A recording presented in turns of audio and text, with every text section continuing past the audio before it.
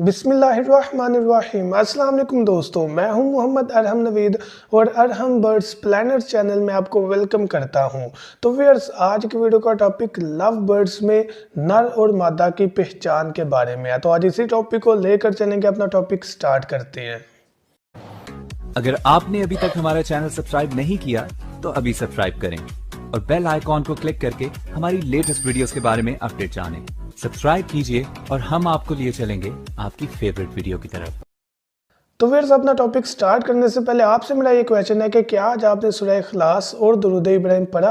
अगर नहीं पढ़ा तो काइंडली पढ़ लीजिएगा। तो टॉपिक हमारा लव बर्ड्स में नर और मादा की आइडेंटिफिकेशन के बारे में है, चाहे वो लुटिनो हो, फिशर हो, अल्बिनो हो, व्हाटएवर।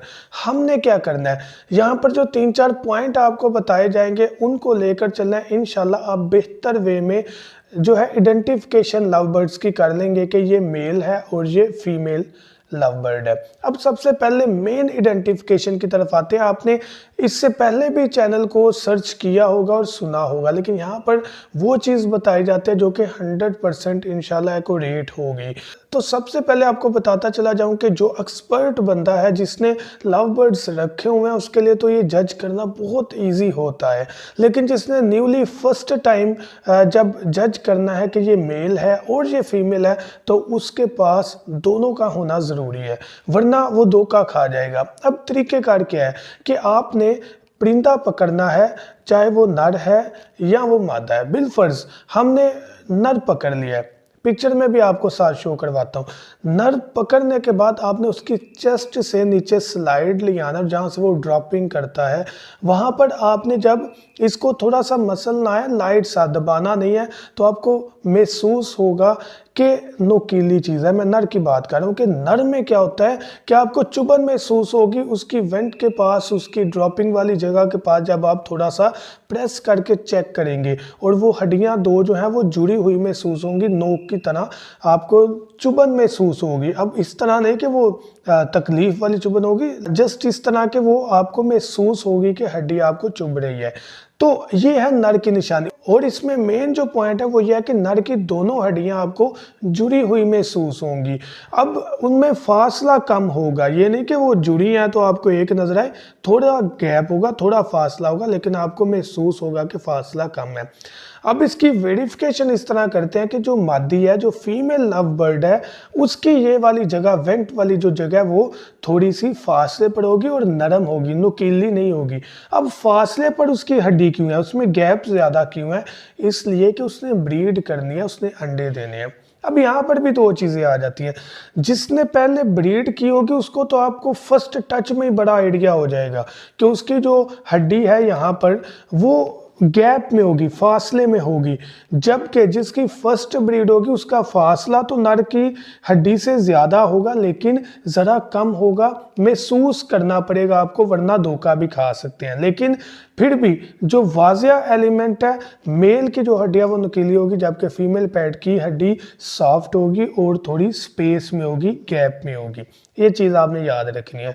और दूसरा पॉइंट जो कि यहाँ पर देखा जाता है वो ये है कि फीमेल पैरेट की जो टेल है, जो दुम है, वो वी शेप में होगी, जो कि उसकी लेंथ को बढ़ा रही होती है। तो आप इसमें दो चीज़ें ला सकते हैं कि उसकी टेल, दुम लंबी होती है फीमेल पैरेट की, जिसकी वजह से उसका साइज भी बड़ा दिखने को मिल जाता है। तो फीमेल पैरेट की टेल वी शेप में होती है, जबकि नर पैरेट की यू शेप में होती है। तो ये डिफरेंस है, ये बाजार देखने में थोड़ा डिफिकल्ट है। मेन जो टिप है वो हड्डी वाला ही है।